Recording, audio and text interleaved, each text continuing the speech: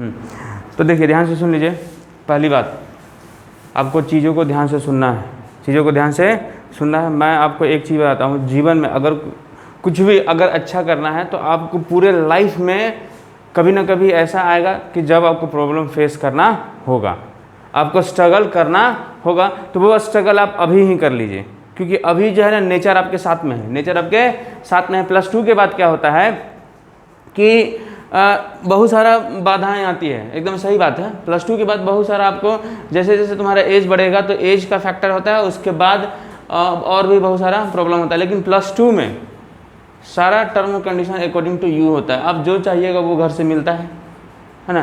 तो यही टाइम है, यही सही टाइम होता है स्ट्रगल करने का, प्रॉब्लम फेस करने का, ठीक है। और हम एक चीज़ और आपको कल बोले थे कि अपने आप से झूठ नहीं बोलना है। नहीं समझ में आएगा बोलना है, नहीं समझ में आया, समझ में आया तभी बोलना है कि समझ में आया, ठीक है। तो चलिए ये बात हो गया, चीज़ों को आपको ध्यान से सुनना है। अगर आप ध्यान से सुनिएगा आपको अच्छे से समझ में आएगा, ध्यान से नहीं सुनिएगा दिक्कत हो सकता है। तो कहाँ तक थे हम लोग? पिछले क्लास में क्या पढ़े थे हम लोग? को पढ़े थे हम लोग यूनिट सेल बताए थे, यूनिट सेल बताए थे। तो 2 तरह का हम आपको बनाए थे, एक आपका स्क्वायर क्लोज पैकिंग और एक आपका हेक्सागोनल क्लोज पैकिंग, ठीक है। अब देखो हम आपको एनसीईआरटी में जिस तरह से हम पढ़ा रहे हैं उस तरह से नहीं दिया हुआ है, मतलब एक सीक्वेंस उस तरह से नहीं दिया हुआ है, हमारा सीक्वेंस थोड़ा अलग है, ठीक है। तो आपसे पूछेंगे, मेरा क्वेश्चन ये है कि अगर मान लो ये है तुम्हारा, ये क्या है तुम्हारा स्क्वायर क्लोज पैकिंग, ये आपका क्या है स्क्वायर क्लोज पैकिंग। आज जो है ना तुम लोग बहुत कुछ सीखने वाला है इस चैप्टर में, एकदम रटना तो नहीं है, ये मज़ा आता है इस चैप्टर को पढ़ने में। ये स्क्वायर क्लोज पैकिंग है, पता है आप लोग को, ठीक है। उसके बाद क्या है आपका, उसके बाद एक और क्या था आपका hexagonal close packing, hexagonal close. तो हेक्सागोनल क्लोज पैकिंग में कहाँ था एटम, कहाँ पे आ रहा था एटम, कहाँ पे आ रहा था, यहाँ पे आ रहा था एटम जो है वो कहाँ पे आ रहा था, कुछ इस तरह से यहाँ पे आ रहा था, यहाँ पे एटम। अब हम आपसे पूछेंगे कि कोई सॉलिड जो है वो स्क्वायर क्लोज पैकिंग में है और कोई सॉलिड जो है वो हेक्सागोनल क्लोज पैकिंग में है, ठीक है। दोनों में से अच्छा सॉलिड कौन होगा, दोनों में से अच्छा सॉलिड कौन होगा, दोनों में से अच्छा सॉलिड कौन होगा? तो आपको पता है काहे होगा ये अच्छा सॉलिड, HCP बोला, इसमें स्पेस कम है और इसमें क्या है आपका स्पेस ज़्यादा है। मतलब ये हुआ कि इसमें वॉइड्स कम है, स्पेस कम है, मतलब क्या हुआ वॉइड कम है और इसमें वॉइड क्या है ज़्यादा है। जब एग्जामिनर आपसे पूछेगा, और ये आपका +2 में, ये आपका एनसीईआरटी में भी एक क्वेश्चन है कि विच ऑफ द कौन बढ़िया है, कौन बढ़िया है, तो बढ़िया ये है, ठीक है। क्यों बढ़िया है? क्योंकि यहाँ पे वॉइड्स कम है, यहाँ पे वॉइड्स ज़्यादा है। तो इसको हम लोग बोलते हैं पैकिंग इफिशियंसी, इसको क्या बोलते हैं पैकिंग इफिशियंसी, ठीक है, पैकिंग इफिशियंसी। तो पैकिंग इफिशियंसी क्या है, ध्यान से सुनना। पैकिंग इफिशियंसी क्या है, बोलता है कि space occupied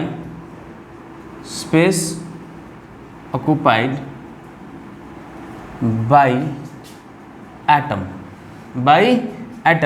divided by space occupied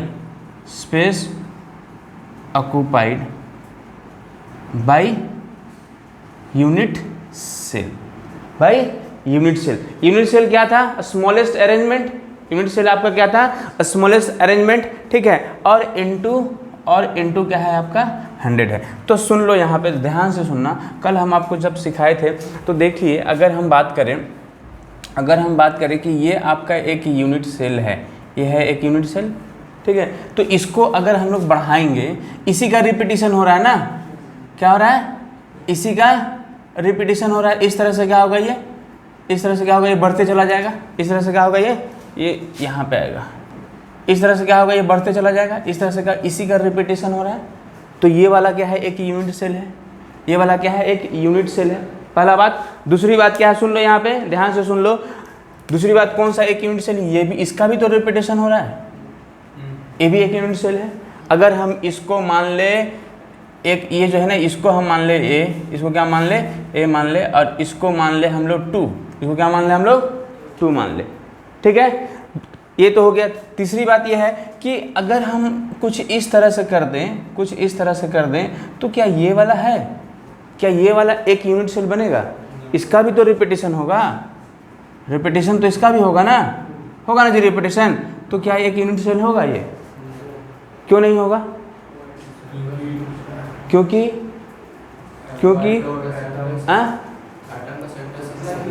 क्योंकि हम आपको बताए थे यूनिट सेल का डिफिनेशन हम आपको बताए थे कि कॉर्नर पे एटम को होना ज़रूरी है, कॉर्नर पे एटम को होना ज़रूरी है। तो ये वाला कोई यूनिट सेल नहीं है क्योंकि इसके कॉर्नर पे एटम नहीं है, इसके कॉर्नर पे एटम नहीं है, इसके कॉर्नर पे एटम नहीं है। ठीक है, इसमें देख लो, इसमें देख लो, इसमें कुछ हम लोग किस तरह से बनाए थे,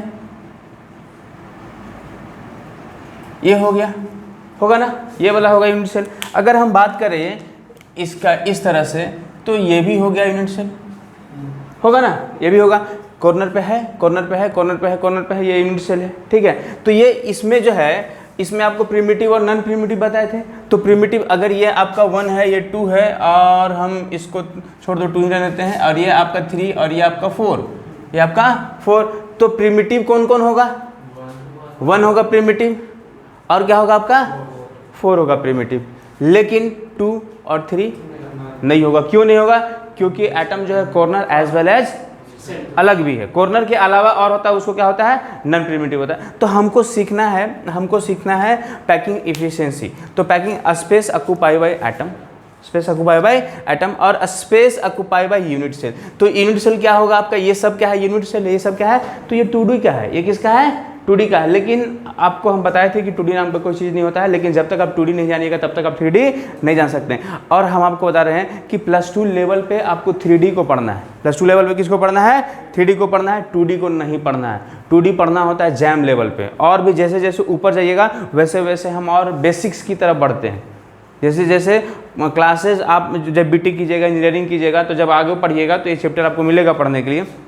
ठीक है, बिना इसको पढ़े आप आगे बढ़ने, कुछ भी अगर आप साइंस से रिलेटेड कुछ भी करते हैं, कोई भी फील्ड में जाते हैं, तो ये चैप्टर आपको मिलेगा। तो वहाँ पे क्या है तुम्हारा कि जैसे जैसे आगे जाएंगे तो और बेसिक्स पढ़ेंगे। ठीक है, तो पहले हम आपको थोड़ा सा एक रफ आइडिया हम आपको 2D का देंगे, आपको रफ आइडिया हम क्या करेंगे, 2D का दे देंगे। तो स्पेस ऑक्यूपाई बाय एटम, ठीक है, और space occupy by unit cell. ठीक है, तो स्पेस जो है, स्पेस ऑक्यूपाई, तो आपको मालूम है स्पेस ऑक्यूपाई में 2 चीज़ है। स्पेस ऑक्यूपाई में क्या है आपका, ये स्पेस ऑक्यूपाइड बाय एटम में 2 चीज़ है। एक तो है नंबर ऑफ एटम, एक क्या है आपका, number of atom in unit cell, number of atom in किसी भी यूनिट सेल में कितना एटम है, किसी भी यूनिट सेल में कितना एटम है। और दूसरा है आपका क्या है, दूसरा क्या है, अगर या तो क्या होगा, इसमें क्या है, ये जो एटम जो है, ये वाला जो एटम है, ये जो यूनिट सेल में इसमें कितना स्पेस ऑक्यूपाई कर रहा है, जितना एरिया है, जितना क्या है एरिया, उतना ही है ना। तो यहाँ पे क्या होगा, या तो एरिया के बराबर में होगा। अगर यही 3D में होता तो क्या होता, वॉल्यूम हो जाता। अगर यही दोनों तो स्पेस ही ऑक्यूपाई है, लेकिन 2D में एरिया हो गया, 3D में क्या हो गया, वॉल्यूम हो गया। तो यहाँ पे ये क्या हो गया आपका, ये वॉल्यूम हो गया। यहाँ पे क्या हो गया, ये आपका वॉल्यूम हो गया। एरिया कब होगा, एरिया आपका 2D में होगा, और वॉल्यूम कब होगा, 3D में होगा। ठीक है, तो आप पढ़े होंगे एटॉमिक स्ट्रक्चर, इस चैप्टर में पढ़े होंगे जेड नाम का। तो number of atom unit cell, इसको हम लोग जेड से इंडिकेट करते हैं। किससे इंडिकेट करते हैं, जेड से इंडिकेट करते हैं। ये चीज़ आपको जेड मिला होगा, ये चीज़ आपको जेड, हम आपको बता रहे हैं ये आपका 4 नंबर का या 5 नंबर का आएगा। 100% आप एकदम बना लीजिएगा। ठीक है, इलेक्ट्रोकेमिस्ट्री ये हो गया, सोर्सेस, हर चैप्टर जितना हम आपको पढ़ाएंगे उसमें बहुत आसानी से आप नंबर स्कोर कर सकते हैं। तो यहाँ पे क्या है, तो ये आपका जेड है, ये क्या है आपका जेड है। तो पहले क्या करो, एक एक करके हम लोग देखेंगे। पहले क्या करो, इसको उतार लो, पहले इसको छाप लो।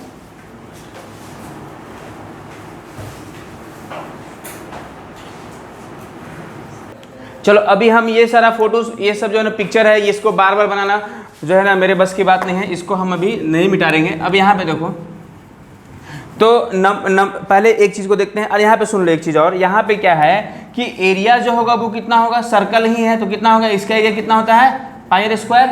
सुन लो बात को, सुन लो, इसका एरिया कितना होगा, पाई r स्क्वायर। और वॉल्यूम के केस में क्या होगा, 4/3 3πr/q। ये सारा चीज़ यूज़ होने वाला है, इसलिए मैं आपको बता रहा हूँ ये सारा चीज़ क्या होगा। इसको आप लिख लीजिए, ये दोनों को आप साथ में लिखते चले जाइए। देखिए, तो हम लोग देखते हैं जेड के बारे में। हम लोग क्या देखते हैं, जेड के बारे में। मैं आपको जो बता रहा हूँ वो कोई बुक में नहीं मिलेगा, ठीक है। आप कितना हूँ बढ़िया बढ़िया राइटर का बुक पढ़ लीजिएगा, क्योंकि हम एक बुक से नहीं पढ़े थे, बहुत सारा बुक से पढ़े हैं, ठीक है। और उसको फिर अपना भाषा में अपना नोट्स बना के जो है। तो यहाँ पे देखिए, ध्यान से सुनिए, और मेरे टीचर का भी योगदान है इसमें।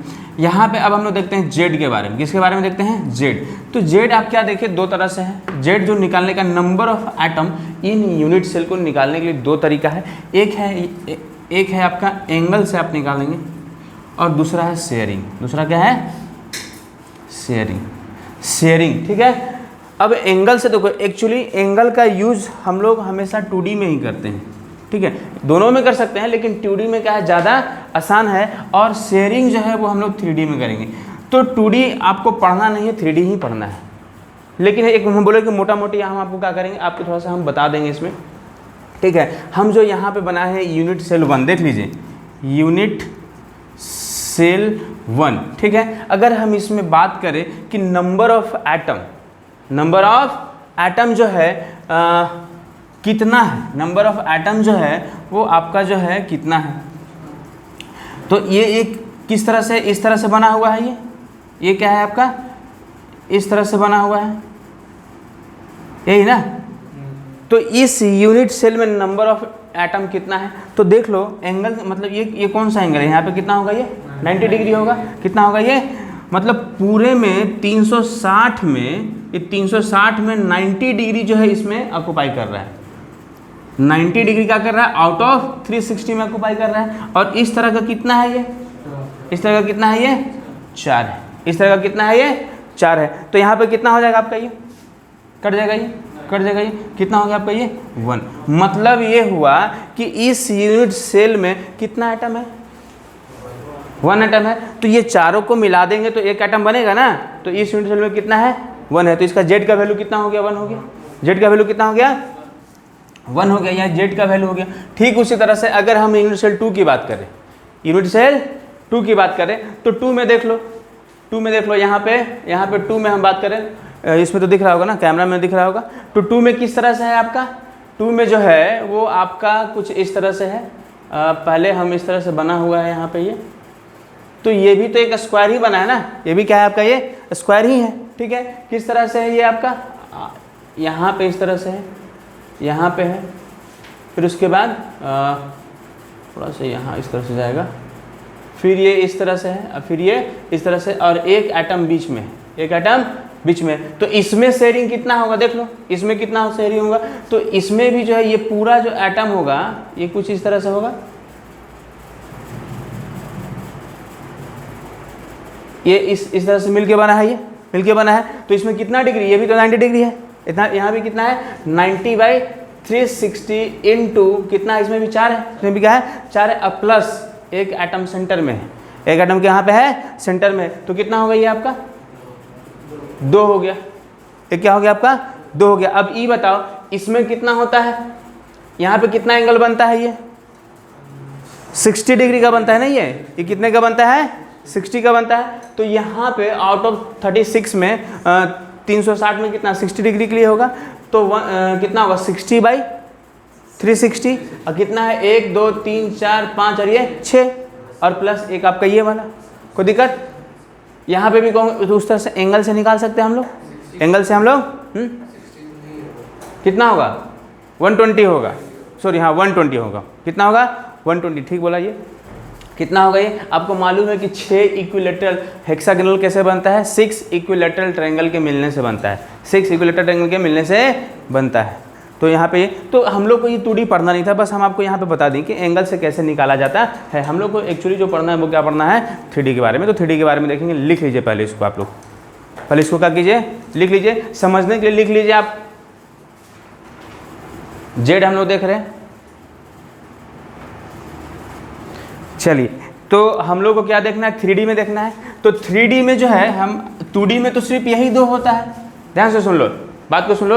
2D में सिर्फ क्या होता है, यही 2 होता है। अब इसी दोनों से 3D में जाएंगे, इसी दोनों से क्या करेंगे हम लोग 3D में जाएंगे तो सबसे पहले हम लोग SCP से 3D में जाएंगे, ठीक है। SCP से 3D में जाते हैं, ठीक है। तो समझना बात को, SCP से जब हम लोग 3D में जाएंगे तो क्या हो सकता है। SCP से जब हम लोग 3D में जाएंगे, इसको मिटा देते हैं, चलो थोड़ा फिर से बना देते हैं। यहाँ पर हम SCP से 3D में जाएंगे तो सबसे पहले क्या करो, SCP स्ट्रक्चर जो है इसको बना लिए हम लोग, स्क्वायर क्लोज पैकिंग वाला, ज़्यादा नहीं बनाएंगे, ठीक है। ये आपका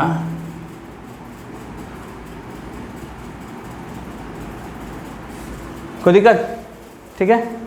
सुन लो बात को ध्यान से समझना। 3D में जब, ये तो 2D में है, अब जब 3D में एटम जब आएगा, 3D में जब एटम आएगा तो हो सकता है कि एटम डायरेक्ट इसके ऊपर में आए। ये जो एटम है इसके ऊपर, इसके ऊपर, इसके ऊपर, इसके ऊपर, इसके ऊपर, कुछ इस तरह से आए, हो सकता है ना। हो सकता है कि एटम जो है, ये जो खाली जगह है यहाँ पे आए, हो सकता है। तो देयर इज 2 पॉसिबिलिटी। SCP में जो है, SCP में जो है क्या है आपका, 2 पॉसिबिलिटीज है एटम्स को आने का, ठीक है। तो पहला 2 पॉसिबिलिटी, तो पहला पॉसिबिलिटी देखते हैं। अगर एटम जो है डायरेक्ट इसी के ऊपर आएगा, डायरेक्ट क्या होगा, इसी के ऊपर आएगा, तो कुछ इस तरह से होगा, ठीक है। यहाँ पर इस तरह से होगा, ठीक है। तो पहला लेयर अगर A होगा तो दूसरा लेयर क्या होगा, दूसरा लेयर भी क्या होगा आपका, A ही होगा। दूसरा लेयर भी क्या होगा आपका, A ही होगा। तो इसको हम लोग क्या बोलेंगे, A टाइप, या एक और A लिख सकते हैं आप, A टाइप, पहला पॉइंट्स, ठीक है। ये हम लोग का बन गया। अब हर आपको पता है कि जितना भी अरेंजमेंट है सबका यूनिट सेल होता है, सबका यूनिट सेल होता है। एक छोटा स्मॉल यूनिट जिसका रिपीटेशन हो रहा है, जिसका क्या हो रहा है, रिपीटेशन हो रहा है। तो इसका यूनिट सेल कितना होगा, इसका यूनिट सेल क्या होगा, इसका यूनिट सेल जो होगा वो क्या होगा। तो समझना, हमको यही चीज़ सिखाना है, हमको यही चीज़ सिखाना है। कोई टीचर इसको नहीं सिखाता है, कोई टीचर इसको नहीं सिखाता है। सिर्फ क्या करता है वो कि हाँ भैया रट लेना। तो देख लो क्या कि ये पहला एटम है, ये क्या है आपका, पहला लेयर का एटम है। और फिर इसके जस्ट ऊपर में, इसके जस्ट ऊपर में क्या है, दूसरा लेयर का एटम है। इसके जस्ट ऊपर में क्या है, दूसरा लेयर का एटम है। कोई दिक्कत आ गया समझ में। तो इसको हमको चेक करने के लिए, मतलब जो है इसका क्या ज्योमेट्री बनेगा, इसका यूनिट सेल क्या बनेगा। तो एटम का साइज को थोड़ा छोटा कर देते हैं, एटम के साइज को क्या कर देते हैं, थोड़ा छोटा करेंगे। तो जब एटम के साइज को थोड़ा छोटा करेंगे तो जो पहला लेयर है हम पहले उसको छोटा कर देते हैं, ठीक है।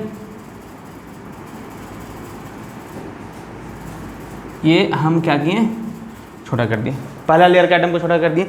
अब देख लो जो पहला एटम है उसके जस्ट ऊपर में एक एटम है ना, ठीक है। फिर जो ये जो है इसके ऊपर में भी जस्ट एक एटम है, इसके ऊपर में भी क्या है, एक जस्ट एक एटम है। तो हम यहाँ पे अब इसको मिलाओ, सबको हम बनाते हैं, इसको हम मिला देते हैं, इसको हम क्या करते हैं, मिला देते हैं, ठीक है। तो इसके ऊपर में एक जस्ट एटम था, ठीक है। फिर क्या है, एक इसके जस्ट ऊपर में एक एटम है, ठीक है। फिर उसके बाद क्या है, इसके जस्ट ऊपर में एक एटम होगा, और फिर क्या होगा, इसके जस्ट ऊपर में एक एटम है, इस तरह से, ठीक है। थोड़ा मिस्टेक हो गया, इसको अगर हम, रुक जाओ, ये जो है आपका पहले हम बना देते हैं इसको, ये और ये, ठीक है, किसी तरह से भी बना सकते हैं। ये पहला, ये फर्स्ट लेयर का एटम, ठीक है। फिर इसके जस्ट ऊपर में क्या है, एक एटम, इसके जस्ट ऊपर में एक एटम, इसके जस्ट ऊपर में एक एटम है। ये भी थोड़ा गड़बड़ बना दिए, अच्छा कोई बात नहीं। इसके ये जो है आपका, ये हो गया, फिर उसके बाद ये हो गया, ये हो गया, फिर उसके बाद इसके जस्ट ऊपर में एटम है, ठीक है। अब फिर इसके जस्ट ऊपर में एक एटम है,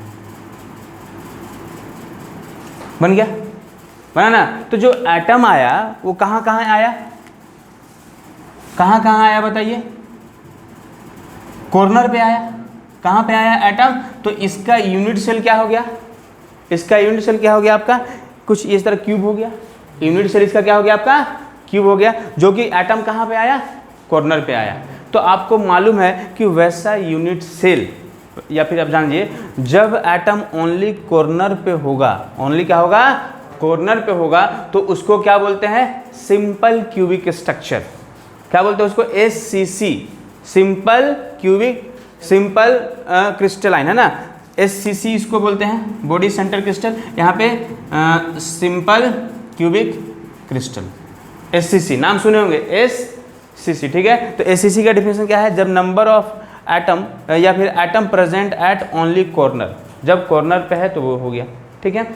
तो ये तो हो गया पहला, इसका हम लोग को यूनिट सेल पता चल गया। इसका क्या पता चल गया हम लोग को, यूनिट सेल। दूसरी बात ये है कि यूनिट सेल जब पता चला तो यहाँ पे जो है एटम इसमें कितना पार्टिसिपेट कर रहा है, एटम इसमें कितना पार्टिसिपेट कर रहा है। तो बस तुम इसी तरह से समझो कि अगर ये एक क्यूब है, ये क्या है आपका, एक क्यूब है, एक एटम इसमें है, एक एटम इस कॉर्नर पे है, तो ये जो एटम है, एक यहाँ से भी एक हम अगर हम बनाएंगे तो बनेगा, एक इधर से भी बनाएंगे तो बनेगा, और एक इस साइड से भी बनाएंगे तो बनेगा, मतलब 4 होगा और फिर 4 उसके ऊपर, तो कितना पार्टिसिपेट करेगा, 1/8, 1/8। अगर आप बोलिएगा कि सर इसको बना के दिखाइए, तो थोड़ा सा जो है मैं इसको कोशिश करता हूँ बनाने का, कैसे आप बनाइएगा, ठीक है। तो यहाँ पे आप बनाइएगा कैसे, जैसे कि हम पहले क्या किए, एक देखते हैं, कोशिश करते हैं। यहाँ पर हम क्या किए, एक इस तरह का एक बना लिए, ठीक है।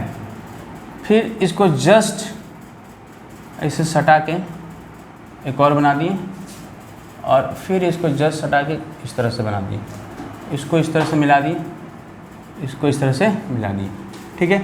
ये जो कोना है, इस कोना से इसको मिला दिए, और ये जो कोना है, इस कोना से इसको मिला दिए, ठीक है। फिर क्या करो, एक और जो है यहाँ से खींच दो। हर तरह का स्ट्रक्चर हम सीखे हैं इसमें बनाने के लिए, बहुत टाइम बिताए हैं इसमें हम, ठीक है। तो ये हो गया। अब क्या करो, इसको भी क्या करो, इससे मिला दो, इसको इससे ऐड कर दो, इसको इसके साथ, इसको इसके साथ, इसको इसके साथ, इसको इसके साथ, इसको इसके साथ, ठीक है। जो आपका जो क्यूब मतलब जो एटम है वो यहाँ पे प्रेजेंट है, इस क्यूब में 3 क्यूब बन गया, यहाँ पे 3 क्यूब लग रहा है, ठीक है। तो एटम यहाँ पे है, एटम कहाँ पे है, तो यहाँ पे है। तो यहाँ पे कितना पार्टिसिपेट करेगा, यहाँ पे कितना पार्टिसिपेट करेगा, ये 8 नहीं लग रहा है, नहीं पता चल रहा है ना। ये आपका जो है 3 क्यूब जो है, देखो ये वाला एक क्यूब है, ये वाला क्या बोल रहा है, ये वाला जो है ना, ये वाला एक क्यूब हो गया, ये वाला ये जो है ना, ये लास्ट वाला, इसको देखो, ये क्या है आपका, ये एक क्यूब है, ठीक है। इसके छोड़ो, हटाओ, उतना ज़्यादा टेंशन मतलब। तो यहाँ पे जो है ना पार्टिसिपेट कितना करेगा, 8 पार्टिसिपेट करेगा। कितना पार्टिसिपेट करेगा, 8 पार्टिसिपेट करेगा। तो इसके लिए अगर हम Z निकालेंगे, इसके लिए अगर हम लोग क्या निकालेंगे, Z निकालेंगे, तो कितना होगा, 1/8 इंटू 8, क्योंकि हर कॉर्नर पे तो है। टोटल कितना है, 8 है आपका, टोटल कितना है, 8 है। तो कितना हो गया इसमें कितना हो गया आपका, ये 1 हो गया। इसमें Z का वैल्यू कितना हो गया, 1 हो गया। आए समझ में, कोई दिक्कत, बोलो। Z कैसे निकाले, तो Z आपका देखो, यहाँ पे हमको Z क्या है, number of atom present in unit cell, number of atom present in unit cell. तो इस यूनिट सेल में कितना एटम है, तो एक एटम जो है 1/8 पार्टिसिपेट कर रहा है। समझो कि ये रूम है, रूम के कॉर्नर पे एक एटम है, उसके ऊपर एक रूम बनेगा, ये जो दीवार है इसके पीछे से एक रूम बनेगा, इस दीवार के पीछे से रूम बनेगा, फिर उसके सामने से बनेगा, तो 4 रूम, उसके ऊपर में भी 4, तो टोटल 8 पार्टिसिपेट करेगा। टोटल क्या करेगा, 8 पार्टिसिपेट करेगा। रुको एक मिनट, मेरे पास एक स्ट्रक्चर होगा, हम देखते हैं उसको।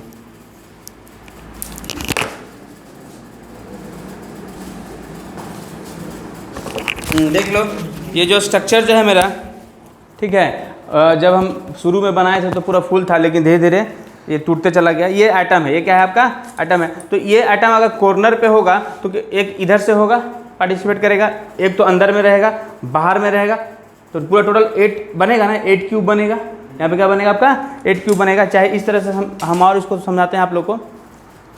ये जो है आपका यहाँ पे जो एटम है, यहाँ पे जो एटम है, इसके जस्ट ये जो प्लेन है इसके जस्ट ऊपर में फिर इस फेस से, फिर उस फेस से, फिर टोटल 8। तो यहाँ पे 1/8 पार्टिसिपेट करता है। कोई दिक्कत समझ में आया बात को? तो ये हुआ आपका जेड। ये क्या हो गया आपका जेड। जेड निकालेंगे तभी क्या निकालेंगे हम लोग, पैकिंग एफिशिएंसी निकालेंगे। तो इसमें क्या सीखे, तो 1D से ध्यान से सुन लो कि अगर हम लोग सिंपल क्यूबिक में जस्ट इसके ऊपर में अगर हम लोग एटम को रखते हैं तो उससे जो बनता है वो क्या बनता है, SCC।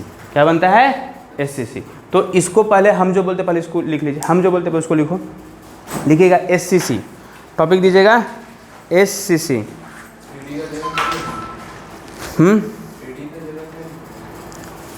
3D में ना, हाँ 3D में सबसे पहला देके लिखिएगा SCC, simple cubic structure, simple cubic crystal. हाँ, सिंपल क्यूबिक क्रिस्टल टॉपिक दीजिएगा। इसके बारे में पूछता है, 12th में पढ़ना है, ठीक है। तो ये किसको बोलते हैं, सिंपल क्यूबिक क्रिस्टल किसको बोलते हैं, जब एटम कहाँ पे हो, कॉर्नर पे हो। जब एटम कहाँ पे हो लिखिएगा, व्हेन कंस्टिट्यूट पार्टिकल, या फिर एटम व्हेन कंस्टिट्यूट पार्टिकल और एटम, या simply constituent particle present only at corner,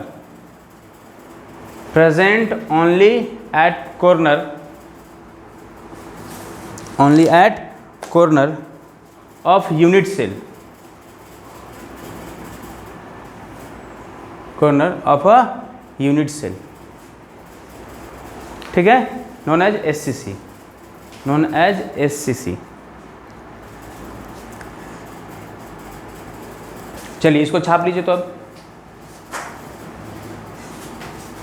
इसको क्या कीजिए आप लोग, छाप लीजिए। इसको हम सिर्फ दिखाने के लिए बताए थे, समझाने के लिए बना रहे थे।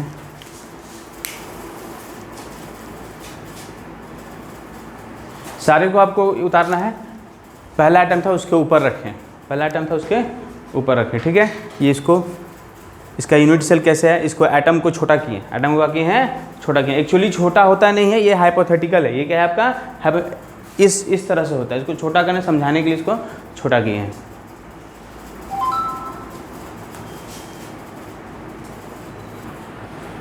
देख लो, जिनको जेड समझ में नहीं आया ध्यान से सुन लो। क्या है, ये एक क्यूब है। ये क्या है, क्यूब है, ठीक है। हम इसको बनाए हैं अभी तुरंत, जैसे अभी बनाए, आप देखें आप लोग कैसे बनाए। हम इसको थोड़ा सा क्या था ना, ये हमको इक्वल साइज़ का नहीं था, तो आपको लग रहा होगा छोटा बड़ा। तो मान के चलो कि एक जो है ये कॉर्नर है, ये क्या है, कॉर्नर है। तो हम यहाँ से एक क्यूब बनाएंगे, पार्टिसिपेट करेगा ना। यहाँ से हम एक क्यूब बनाएंगे, यहाँ से इधर जाएंगे तो एक क्यूब बनेगा। फिर एक क्यूब किधर बनेगा आपका, इधर से बनेगा ना। एक इधर से हो गया, आगे का तो बचा हुआ है ना, तो आगे से एक बनेगा, ठीक है। अब फिर एक यहाँ पे होगा, यहाँ एक हो गया। जैसे कि ये जो है आपका, अगर हम इसको ये जो पॉइंट्स है, ये जो है आपका एक ये कॉर्नर है, एक इधर से बनेगा, जस्ट इस फेस से बनेगा, एक इस फेस से बनेगा। तो एक फेस, दो फेस, तीन फेस है। इसके जस्ट बगल में एक और फेस, 4 फेस। तो 4 फेस में क्या हो गया, आधा में हो गया। और ठीक उसके ऊपर में 4 फेस। तो टोटल कितना हो गया, 8 हो गया। टोटल कितना हो गया, 8 हो गया। तो एक में कितना होगा, 1/8। अब क्लियर हुआ, नहीं क्लियर हुआ, अभी भी क्लियर नहीं हुआ। जिन लोगों को क्लियर हुआ, रुको मैं 1 मिनट फिर से बताता हूँ। देख लीजिए, अब इसी को थोड़ा सा समझने में, अगर इसको आप समझ जाइएगा तो हो जाएगा। बहुत लोगों को समझ में नहीं आ रहा है। लेट सपोज ये आपका एक क्यूब होगा, यहाँ पे है तो क्यूबाइड है ना, क्यूब होगा, ये वाला कॉर्नर होगा। तो यहाँ पे जो एटम है, तो अगर हम इसको लगाएंगे तो उसको कवर कर लेगा, लगाएंगे तो कवर करेगा ना। फिर जो है, फिर एक यहाँ से कवर करेगा, इसको देख लो, यहाँ पे कवर करेगा, ठीक है। और फिर क्या होगा, एक जस्ट इसके ऊपर यहाँ पे कवर करेगा। तो टोटल कितना हुआ, 4 हुआ ना। अब फिर इसी तरह से जो यहाँ पे जो एटम है, इस 4 से वो आधा ही ढका। अब फिर 4 ऊपर में हो जाएगा, 4 जो है ऊपर में हो जाएगा। तो टोटल 8 हो गया। क्लियर हो गया आप सबको? अब का क्लियर नहीं हुआ, का क्लियर क्या नहीं हुआ बताओ? 4 गो और फोन लाओ, लाओ 4 गो और फोन। हाँ बोर्ड पे रुक जा देखो, एक और लाओ, दो उसको दो, एक में रुको ना, दो, ठीक है। तो यहाँ पे इस कॉर्नर पे जो एटम है, इस कॉर्नर पे जो एटम है, इस चारों से उसको आधा पार्टिसिपेट किया, और फिर यहाँ से एक होगा, फिर यहाँ से एक होगा, इसके ऊपर और इसके एक ऊपर, टोटल 8, टोटल 8, ठीक है। अब क्लियर हो गया आपको, है ना? चलो ठीक है, यहाँ पे देखिए ये अच्छा स्ट्रक्चर बना दिया। यहाँ पे जो है ना, जैसे कि इसको जो हम लोग बनाए, कोई दिक्कत यहाँ पे समझिए। देखो यहाँ पे ये बनाया, ये 4 जो है, 4 इस तरह से हो गया और 4 जस्ट इसके ऊपर हो गया, टोटल कितना हो गया? तो जेड कितना हो गया? 1/8 हो गया। कोई दिक्कत? चलिए, तो जेड आपका 1/8 हो गया। इसके बाद जो है, जब आप जेड सीख गए तो इसमें हमको निकालना है पैकिंग इफिशिएंसी। क्या निकालना है हम लोग को? इसको उतार लिए थे आप लोग, ये इसको उतार लिए थे, ठीक है। तो यहाँ पे देख लीजिए,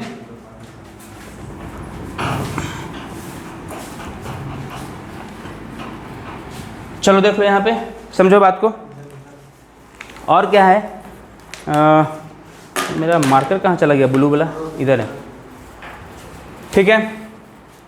तो इसको हम लोग क्या बोलते हैं? एससीसी। लिख लिया आपने इसको, एससीसी, ठीक है। अब जो है क्या रिलेशन होगा, ये जो आप जो है ना, यहाँ पे रिलेशनशिप बिटवीन, रिलेशनशिप